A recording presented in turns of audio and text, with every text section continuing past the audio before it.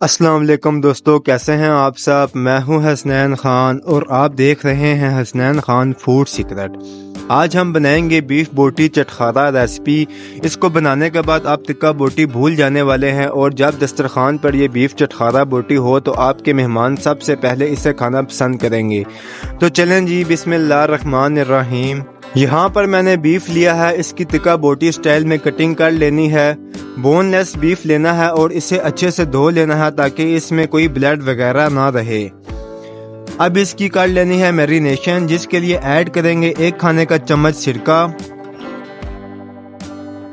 1 खाने का चम्मच चिली सॉस, 1 खाने का चम्मच सोया सॉस, 1 चाय का चम्मच सुर्ख मिर्च, आधा चाय का चम्मच हल्दी, आधा चाय का चम्मच गरम मसाला पाउडर, 1 खाने का चम्मच धनिया पाउडर, आधा चाय का चम्मच काली मिर्च, नमक हस्बे जायका, 1 खाने का चम्मच अदरक लहसुन का पेस्ट, 1 मीडियम साइज का प्याज।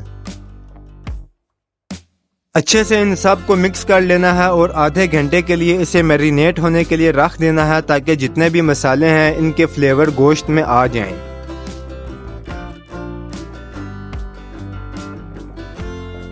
आधा घंटा गुजर चुका है। अब लेंगे एक पैन और इसमें मैरिनेटेड गोश्त ऐड करेंगे।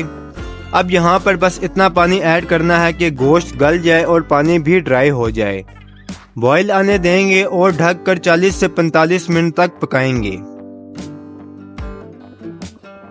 40 मिनट में गोश्त हमारा गल गया है। अब यहाँ पर आपने ध्यान रखना है कि गोश्त को बस गलाना है, बहुत ज़्यादा इसको नहीं पकाना कि बोटी टूटने लग जाए। हल्का सा इसमें पानी है, इसको रहने देंगे और इसे थोड़ा सा ठंडा होने देंगे। अब फ्राई करने के लिए जो मैरिनेशन करनी है वो कर लेंगे, जिसके लिए 1 खाने का चम्मच कुटा हुआ धनिया ऐड कर देंगे, 1 चाय का चम्मच कुटी लाल मिर्च ऐड कर देंगे, 1 लेमन ऐड करेंगे, 3 से 4 खाने का चम्मच कॉर्नफ्लोर ऐड कर देंगे। कॉर्नफ्लोर से इसकी बाइंडिंग अच्छे से होगी। अगर आपके पास कॉर्नफ्लोर नहीं तो मैदा बेसन भी यूज कर सकते हैं। अच्छे से इन्हें मिक्स कर लेंगे। एक फ्राइंग पैन लेना है, ऑयल ऐड कर देंगे। फ्लेम को मीडियम रखना है, ऑयल को गर्म होने देंगे। फिर चम्मच से अलग अलग करके इन्हें पैन में डालेंगे ताकि ये आपस में जुड़े ना।